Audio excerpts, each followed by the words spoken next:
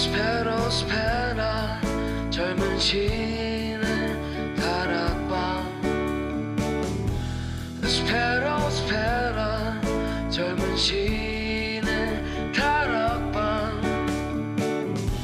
스페라 젊은 시인의 다락방에 온 거를 환영해.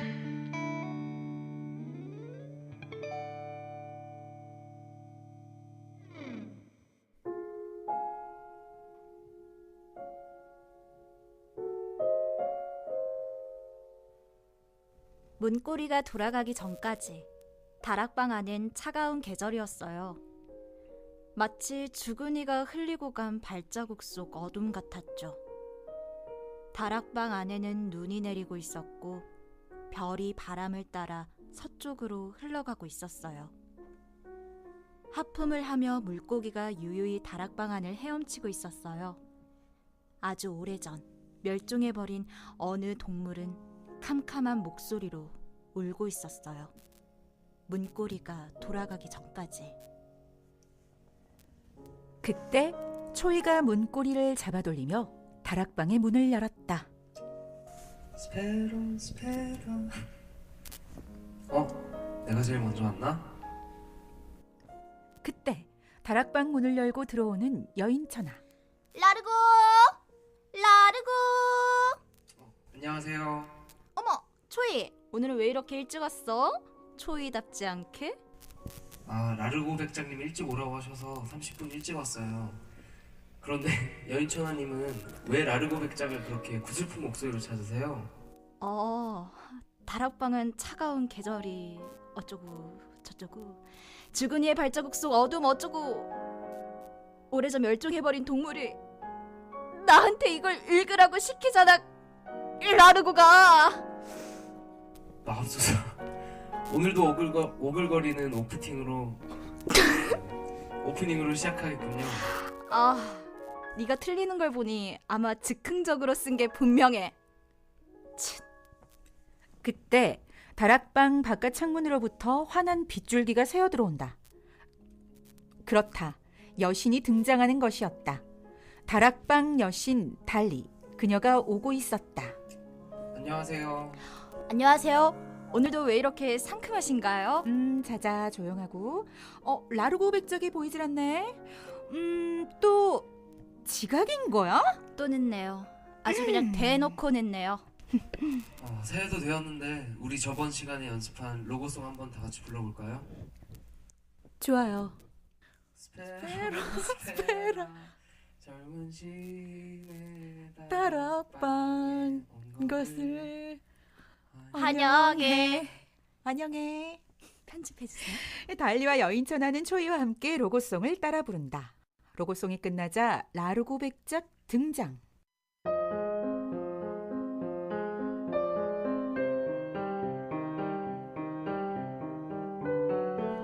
화장실에 붙인 별명. 무엇이든 만들 수 있으니까 나는 시멘트를 가능성이라고 불렀다. 후원거리를 설치할 때 가능성에 못이 박혔다. 이봐, 가능성, 기분이 어떤가? 가능성엔 기분이 없었다.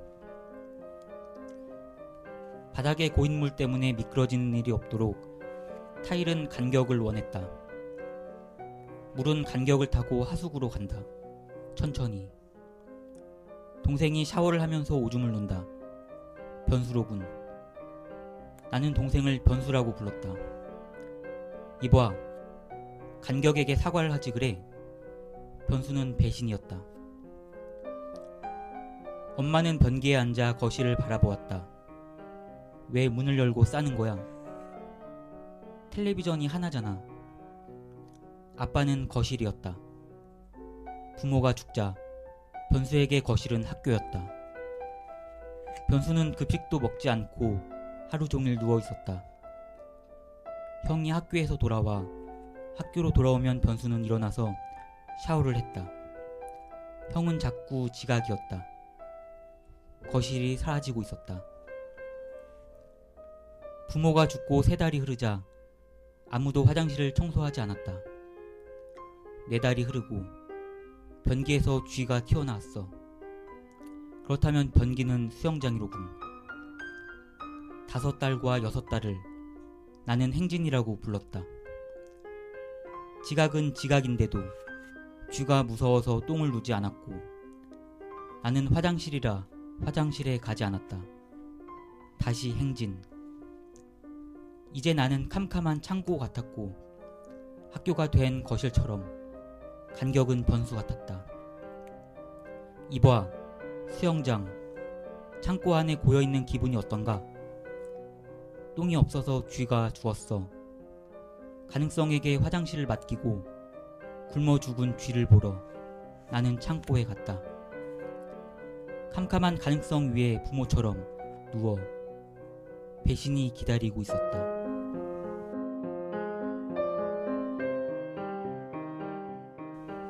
낭독을 마친 라르고 눈을 지그시 감고 김승일 시인의 시집 에듀케이션을 가슴 깊이 끌어안는다. 그는 무슨 생각을 하는 것일까? 라르고! 화들짝. 다음 이야기를 기대해 주세요.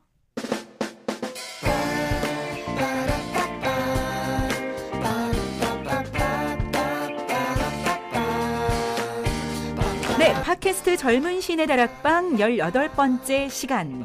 오늘은 14번째 초대 시인 김승일 시인과 함께합니다. 반갑습니다. 반갑습니다.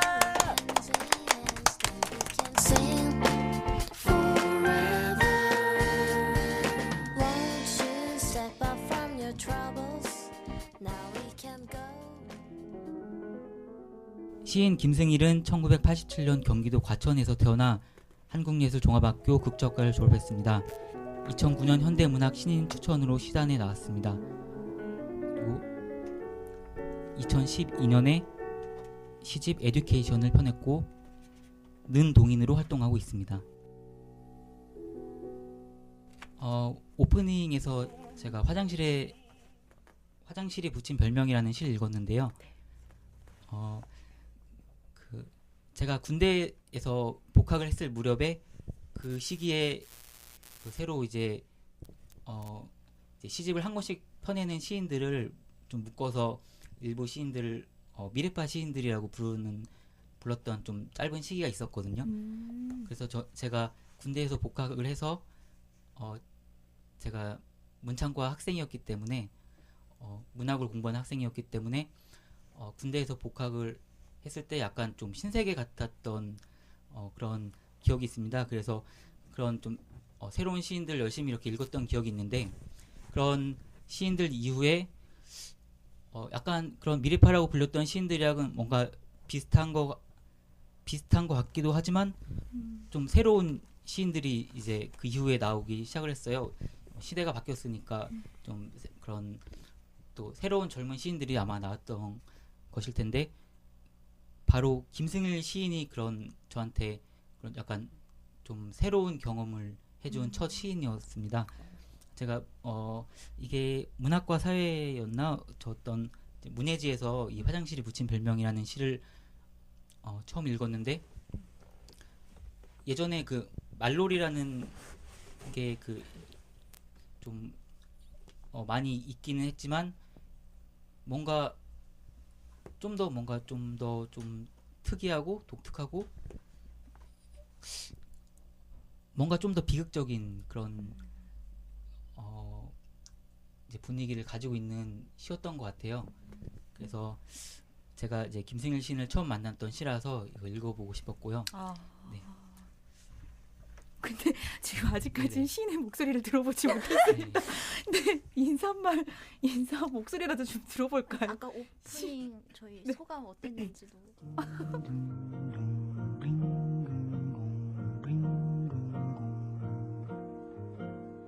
인간 김승일은 어떤 사람인지 소개를 부탁드리겠습니다. 안녕하세요. 네, 안녕하세요. 반갑습니다. 네. 전 김승일 시인이고요. 시인입니다. 시를 좋아해요. 네, 끝입니다. 아, 인간 김승일은 시인이다. 시를 좋아하는 시인이다. 네. Eu 네. já vi passar. Porque estou tão só. 저 좋아하는 게 많죠. 게임도 좋아하고요. 네, 게임 좋아합니다. 그리고 뭐 미드도 좋아하고 미국 드라마도 좋아하고 영화는 나이가 들수록 체력이 딸려서 잘 못 보겠고 아이고야. 아 프렌즈를 봤어요.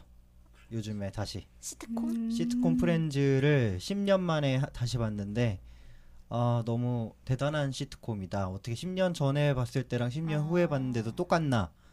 똑같지 않죠. 뭐 계속 재밌나 이런 생각을 했고 패션들이 이제 프렌즈에 나오는 사람들이 입고 있는 패션이 되게 현대적이다라는 생각을 많이. And tan and young and lovely, the girl from Ipanema goes walking, and when she passed, 제가 사실 다락방에선 점점 갈수록 제 목소리가 사라져요. 그래서 초반에만 제가 좀 더 길게 말을 하겠습니다. 그 오늘 주제가 네. 이제 김승일 시인의 시집 에듀케이션을 약간 본따서 뭐였죠? 주제가? 학생 없는 교육 방송이라는 주제를 가지고 얘기를 나눠보겠습니다. 네. 이 주제를 가지고 얘기를 이제 나누면 되고요. 저희는 이제 다락방에 오면 별명을 짓잖아요. 네. 저희 별명 이제 자신이 원하는 별명은 해도 되고 저희가 정해드려도 되는데 김승일 시인에게는 어떤 별명을 지어줄까요? 좀 더 알아보고 저 초반에 이런 말씀을 드려도 될지 모르겠는데 좀 약간 그 토시오 아세요? 몰라요.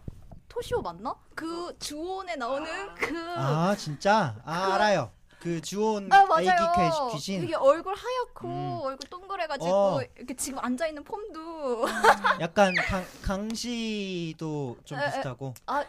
강시 지금 입은 옷이 좀 강시틱 하긴 하네요. 그 얼굴 하얗고 다크서클 네. 내려간 다크서클까지는 아닌 애새끼 귀신이 거의 저랑 비슷하게 생겼어요. 좀 약간 토시오의 네, 그 느낌이 잘 맞아. 보셨네요. 저희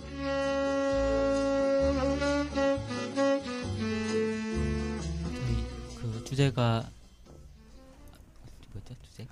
학생 없는 교육 방송. 네, 주제가 학생 없는 교육 방송인데 이 시집 제목을 따서 만든 거잖아요. 네. 근데 이 주제 마음에 드시나요?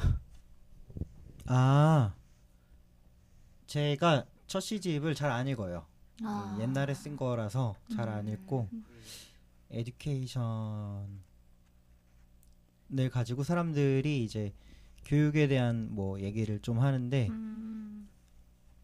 아직도 생각은 바뀌진 않았는데 이제 제가 교육이라고 지은 이유는 에듀케이션이라고 지은 이유는 관계성 때문인데 서로가 서로에게 무언가를 가르쳐주고 그렇게 발전을 해나가고 발전이란 말은 취소할게요. 발전이란 말은 좀 구리니까 서로가 서로한테 어떤 영향을 주는 어떤 관계를 가지고 있는 것에 대해서 한번 생각해 보려고 시를 좀 많이 썼던 것 같고요. 첫 시집을 쓸 때. 그래서 에듀케이션이라고 썼던 것 같은데 이런 일이 있었어요. 옛날에 이제 평론가 한 분이 김승일의 시는 아무도 없는 교실에서 폐허가 된 교실에서 앉아가지고 자기한테 누군가가 무언가를 가르쳐 주기를 기다리고 있는데 아무도 가르쳐 주지 못하죠. 폐허가 됐으니까.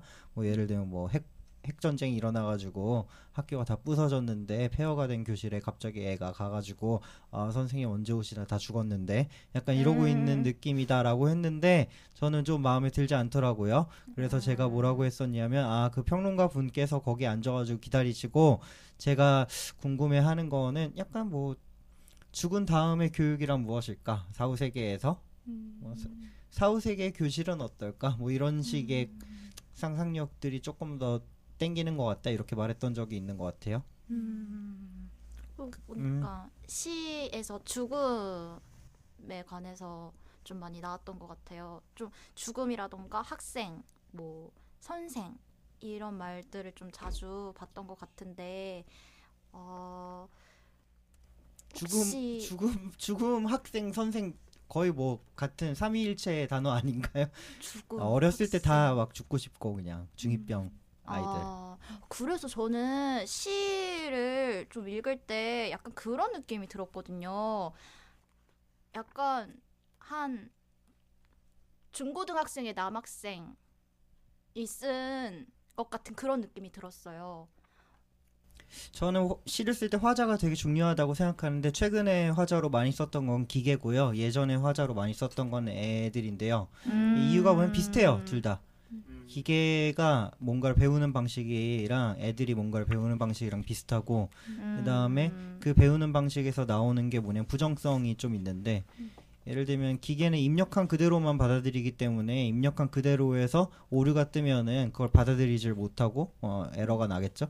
마찬가지로 애들 같은 경우에 자기가 경험해서 자기가 판단을 해놨는데 누가 뭘 어떻게 자기 생각이랑 다르게 가르쳐 주거나 아니면 세상이 그따위로 뭐 굴러가면 이제 애들 같은 경우엔 부정성을 가지게 되죠. 그러니까 좀 아닌데? 내 생각이 아닌데? 약간 이렇게 되죠. 그리고 저도 부정이라는 걸 되게 좋아했고 지금도 좀 좋아하는 편이고 그래서 어떤 화자의 문제에 있어서는 그때 당시에는 어린애로 했었던 것 같고요. 어린애 얘기가 좀 끝나니까 기계로 했었던 것 같고 기계가 끝나니까 어떤 화자를 지금 만들어야 될까 되게 고민 중이에요. 그래서 최근에 쓴 시는 나중에 읽어드리죠. 그 시를 오늘. 오늘 공개하시는 건가요? 아니 다 안 썼어요. 지금 쓰다가 마감 기간이 늦었는데 여기 녹음하러 오느라고 못 보냈어요. 지금 큰일 날 것 같아요. 그저께까지 달라고 했는데 원래는 10일 전까지 달라고 하셨고 아이고야. 네 근데 지금 너무 요즘 잘 안 써지고 춥고 그래가지고 네.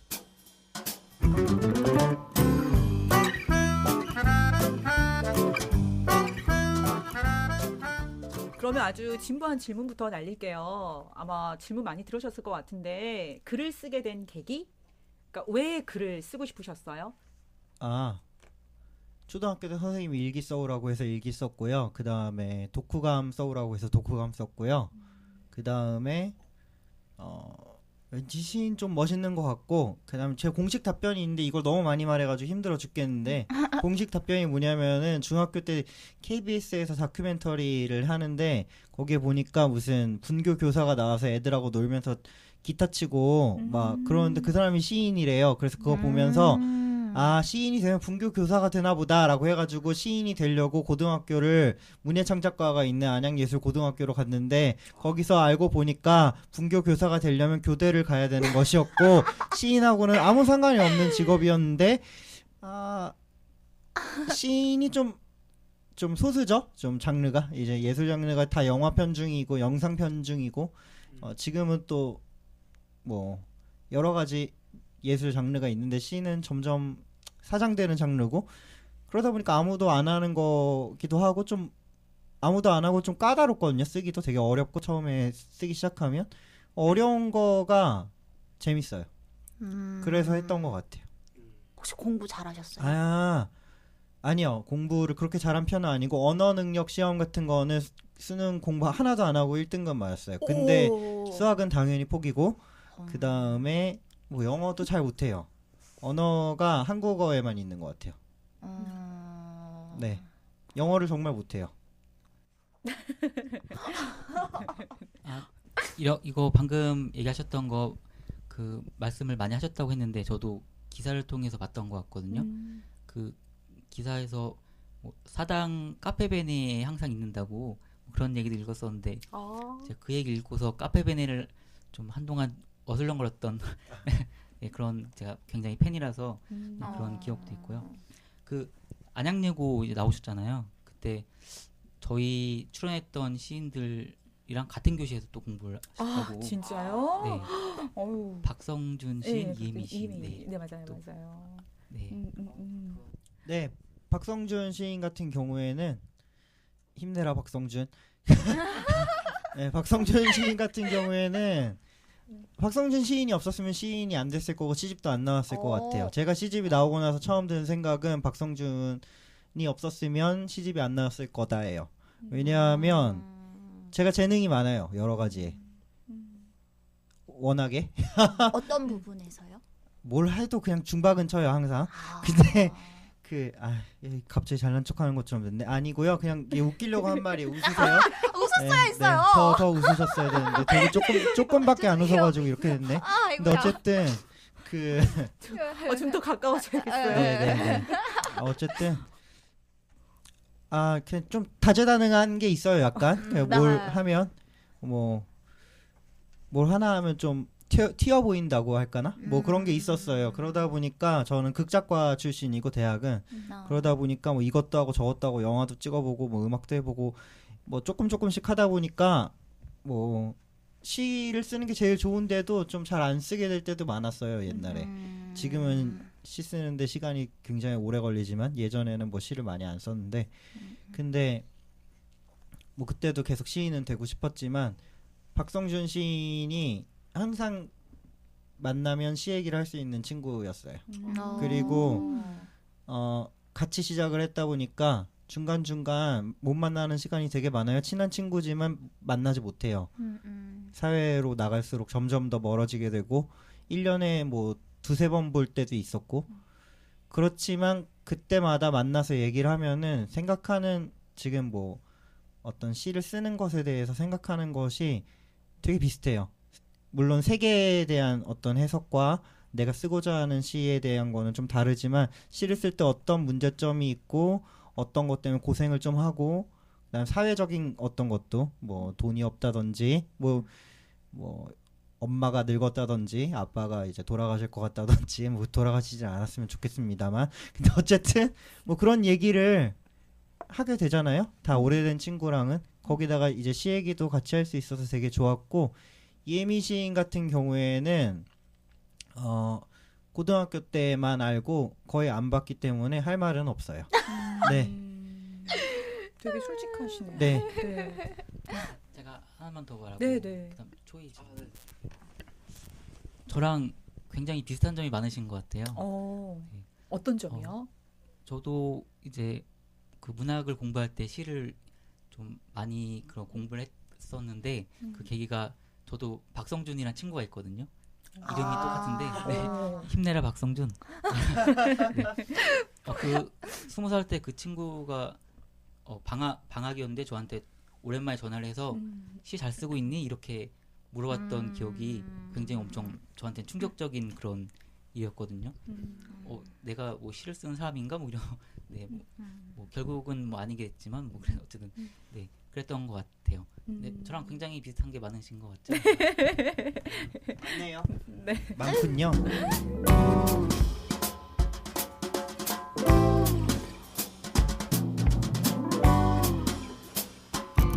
혹시 그 시인이 안 되셨다고 하면 어떤 직업을 선택하셨을 것 같나요? 아까 중박 다 하신다고 하셔가지고. 그런 게 사실 지나고 나니까 뭐 네. 이것저것 할 줄 알았다 이러지 사실은 시인이 안 됐으면 뭐 하고 싶은 거 없었을 것 같아요. 저는 왜냐하면 시가 계속 쓸수록 재밌어요. 그 인식의 확장이라고 생각하고 쓰기 때문에 저는 시를 재밌어요. 저랑 제일 잘 맞는 장르예요. 그러면 아까 그 음악도 잠깐 하셨다고 하셨는데 네. 어떤 악기 다루셨었나요?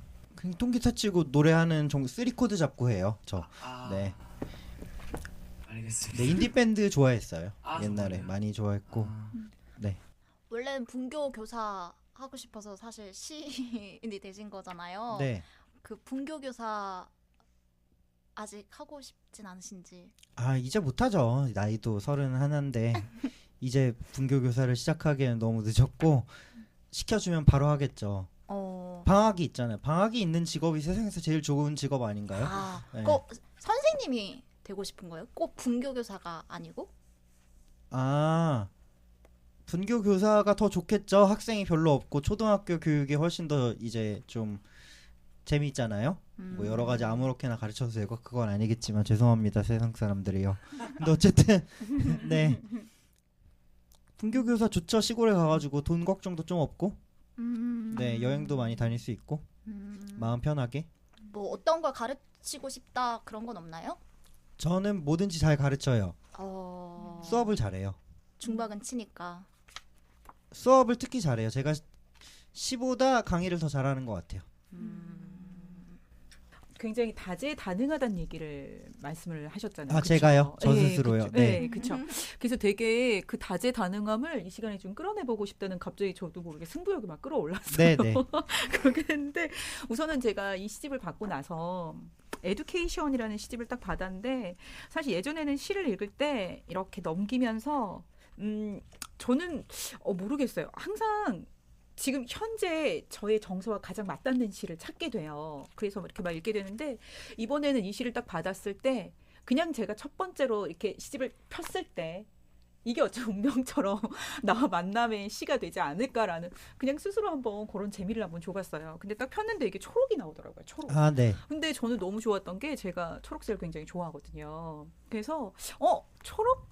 뭔가 맑은 정서? 뭐 이런 게 있지 않을까라고 쫙 읽었는데 약간 모놀로그적인 그런 느낌도 있었고 시가 되게 소설 같은 느낌도 있지만 뭔가 이렇게 연기 대사를 계속 치는데 제 귀 가까이에서 제가 이렇게 누워있는데 계속 이렇게 속삭이는 그래서 그런 생각도 했었어요. 예전에 누워서 이렇게 가위 눌렸을 때 가위 눌려보셨어요? 네. 네, 그 눌렸을 때 갑자기 이렇게 없는 소리들이 이렇게 막 귓가에 막 맴도는 느낌이 있잖아요. 뭐뭐 했니? 뭐뭐 했니? 뭐뭐 했어? 뭐뭐 했어? 라는 게 계속 맴도는 그런 느낌을 저는 받았던 것 같아요. 그래서 그냥 제가 왜 너무 시를 쓴지 또 오래됐다고 하셨으면 첫 시집을 내신지 그렇죠. 네. 근데 이 초록을 썼을 때 당시에 어떤 경험담을 가지고 이 시를 쓰게 됐는지 저는 그 어떤 스토리가 있지 않을까 좀 궁금했어요. 저는 물어보면 뭐든지 아주 솔직하게 대답하는 편이고 요즘에는 시를 쓸 때 스탠드업 라이팅이라는 걸 해보려고 해요. 스탠드업 라이팅. 그게 뭐예요? 스탠드업 코미디 있잖아요. 그거에 서가지고 웃기는 거잖아요. 앞에 누가 서가지고 나 그냥 즉흥성이요 무대는. 아니요, 즉흥성보다는 앞에서 그냥 쓰는 거죠. 사람들 앞에서 말로 쓰는 거예요.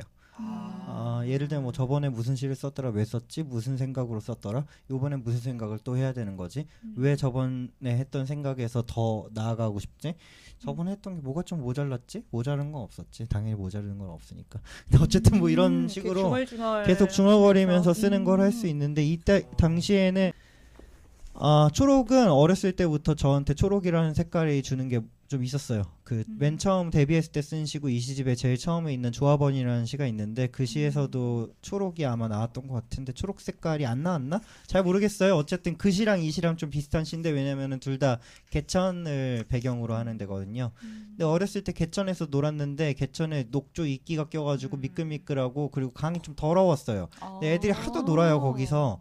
그리고 그 녹조가 이제 우리는 요즘에 녹조 라떼 뭐 이런 거 얘기하잖아요. 그 라떼가 엄청 많이 낀 데였어요. 되게 미지근했어요 물이. 그리고 저한테 초록이 그래서 삶이나 싱그러움 이런 것보다는 약간 좀 미지근함, 권태로움, 지겨움, 더러움, 죽음 뭐 이런 거를 약간 상징하는 것 같이 느껴졌어요. 어렸을 때. 지금은 그렇게 느끼지 않아요. 지금은 초록이 참 좋거든요. 아주 산도 가고 싶고 가진 못하겠고 가고 싶지도 않지만 가고 싶고 그 다음에 그 뭐야 50개 읽냐 뭐 얘기하다 말았죠? 초록. 그런데 그 개천에 있었는데 그 개천에서 애들이 라이터를 주워가지고 그때 이제 초등학교 6학년이었는데 담배 같은 거 피는 게 아니라 라이터로 불장난하다가 개천을 다 태워먹었어 홀랑. 그래가지고 애들이 다 도망갔어요. 그거는 이제 그 누군가가 껐던 것 같은데 근데 불이 한번 확 붙으니까 거의 뭐 그냥 세상 끝까지 탈 것 같이 가더라고요. 그래서 뭐 엄청나겠는데 이렇게 생각을 했던 것 같고 그런 경험도 있었고 이걸 쓸 때는 아마 제가 과천의 주공 아파트 5단지에 15층에 살고 있었던 것 같은데 제 방이 되게 좋았어요. 근데 거기서 이제 저희 집은 제가 담배를 태우면 별로 안 좋아해가지고 이제 몰래 좀 폈는데, 그러니까 몰래 그 내려가서 피고 올 수는 있는데 좀 귀찮잖아요. 그래서 몰래 폈는데, 네, 그 방에서 창문을 열어놓고 몰래 담배를 피면서 썼던 것 같네요.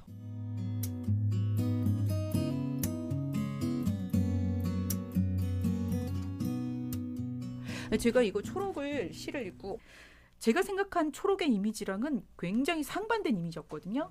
늘 푸른 뭔가 생기 있는 발랄함 이런 느낌의 초록이 아니라 굉장히 다른 느낌의 되게 어떤 어둠의 전조가 흐르는 그런 느낌들이 들어서 이 시는 어떤 생각을 가지고 어떤 상상을 하는 시인이었을까라는 부분에 굉장히 저는 궁금했던 것 같은데 사실 첫인상이 굉장히 독특하셨어요, 오늘. 제가요. 네, 네. 왜냐하면 지금 우리는 보면 알겠지만 맨발이거든요. 네. 근데 아까 우리 잠깐 밖에서 나눴지만 이 추운 겨울에 슬리퍼를 즐겨 신으신대요. 이 한겨울에 그래서 양말을 잘 신지 않는다고 하셨는데 그 부분도 좀 말씀해 주시면 좋을 것 같아요. 오피셜한 공식 대답이 항상 있는데 아 그래요? 마크 주커버그가 음. 3선 신잖아요.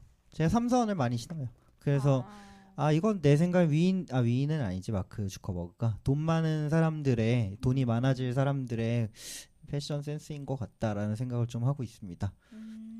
네, 왜냐면 귀찮고요. 일단 그 다음에 발에 땀이 가끔 차요. 뭐 맨날 차는 건 아니고 가끔 이제 손에 갑자기 땀이 많아질 때가 있잖아요. 되게 건조한 편인데 갑자기 땀이 날 때가 있었어요. 그래서 많이 신기 시작했고, 네. 지금 운동화를 몇 개 안 빨았어요. 그래서 더 그냥 슬리퍼만 더 신어요.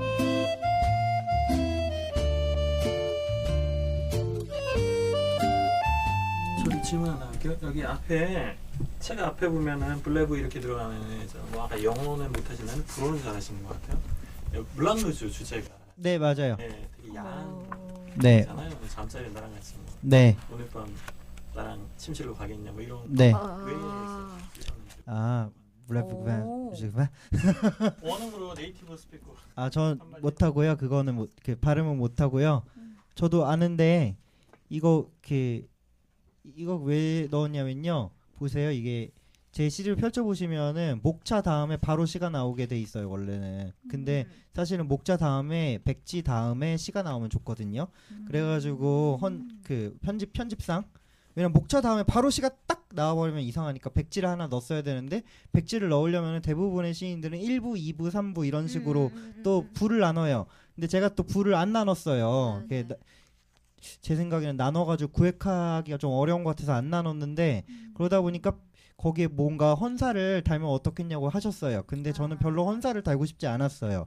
그래서 그때 당시에 그 친구가 맨날 불어로 저 얘기를 하면서 놀았거든요. 웃겨가지고 그냥 그 사람들한테 말하면서 그 사람들은 뜻을 모르니까 저렇게 말하면서 놀았는데 앞에다가 붙이면 좋을 것 같다고 생각했어요. 그 다음에 사람들이 계속 물어봐서 오피셜한 답변은 오피셜한 답변이 되게 많은데 네 찾아보시면 인터넷에 찾아보시면 다 나오는 답변인데 기사나 인터뷰에서 좀 많이 말했는데 시집이 오늘 밤 나랑 같이 잘래 이렇게 말을 한다고 생각해보세요. 그럼 약간 좀 근사하겠죠. 역겨운데 하여튼 네 그런 생각을 나중에 해가지고 붙였어요. 이유를. 네 처음에는 네 그냥 붙였고요. 불어가 원래 좀 속삭이는 느낌으로 한국인들이 생각하죠. 실제로는 안 그렇다는데. 네. 혹시 왜 요즘에는 시를 쓰는 시간이 좀 오래 걸린다고 했잖아요. 그 시를 쓰는 자신만의 어떤 공간이나 뭐 이런 게 있나요? 저는 원래 카페벤에서 많이 썼고 그 다음에 학교의 빈 강의실 같은 데서 좀 쓰기도 했었는데 졸업한 지 꽤 오래돼가지고 이제는 집에서밖에 잘 안 쓰고 카페 가서도 쓰긴 쓰는데 집에서 많이 썼어요. 침대에서 저 요즘에 많이 자요. 시를 쓸 때. 그러니까 자지 않으면 안 돼요. 제가 예전에 에듀케이션 안 읽는 이유가 에듀케이션 때 오래 걸렸어요. 시를 쓸 때. 뭐 한 편 쓸 때 하루에 4시간씩 일주일 정도 걸리고 그랬어요.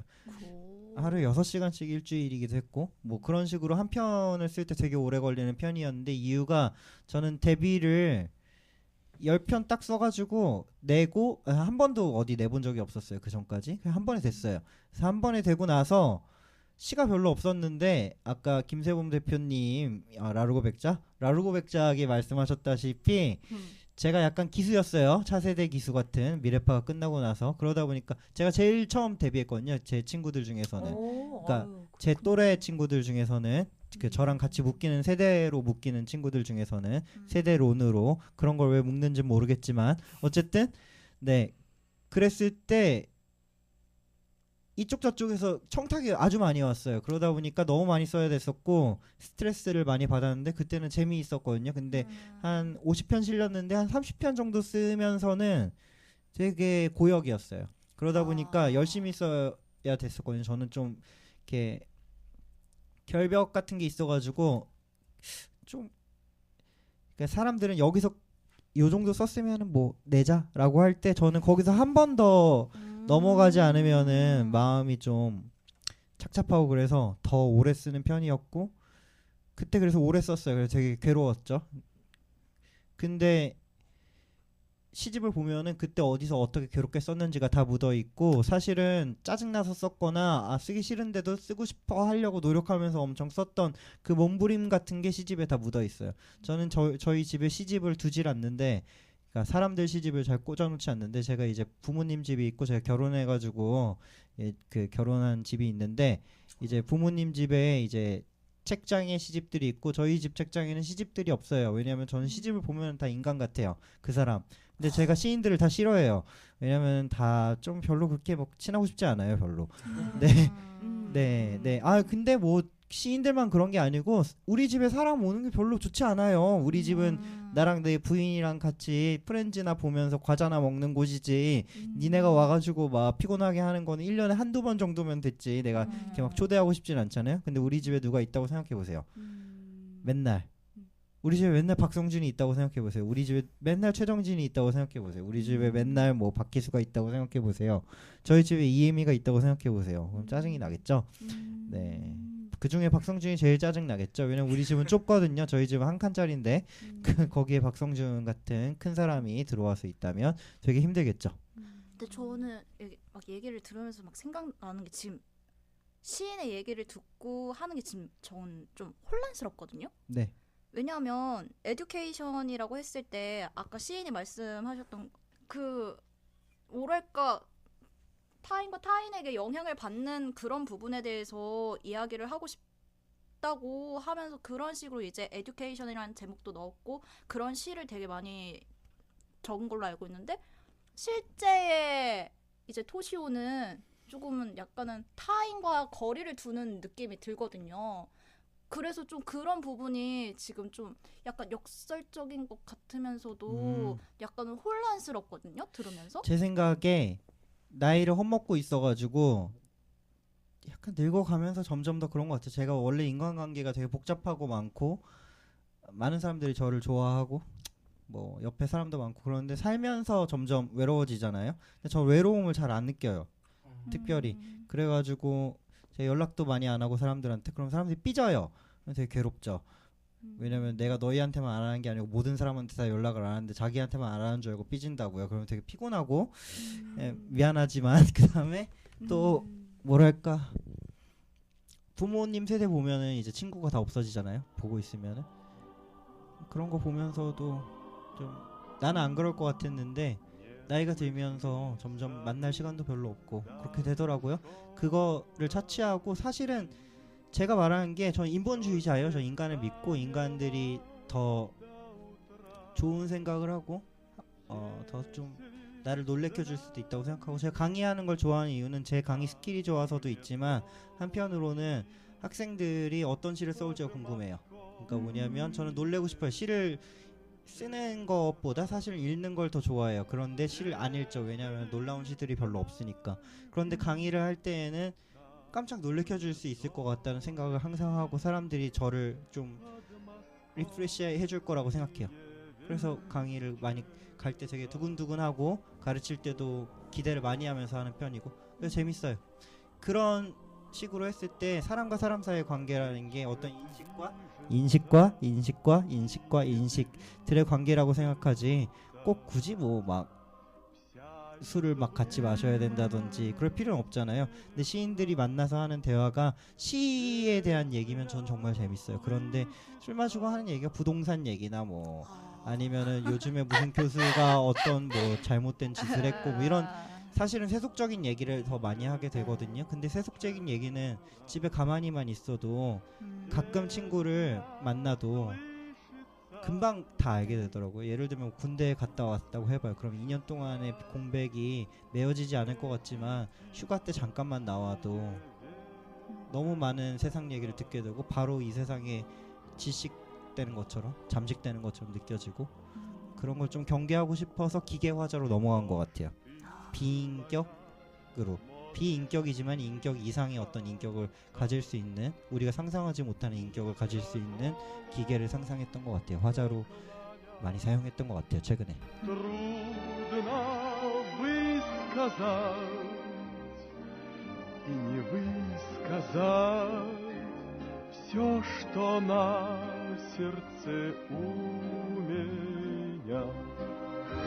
Трудно высказать и не высказать все, что на сердце у меня.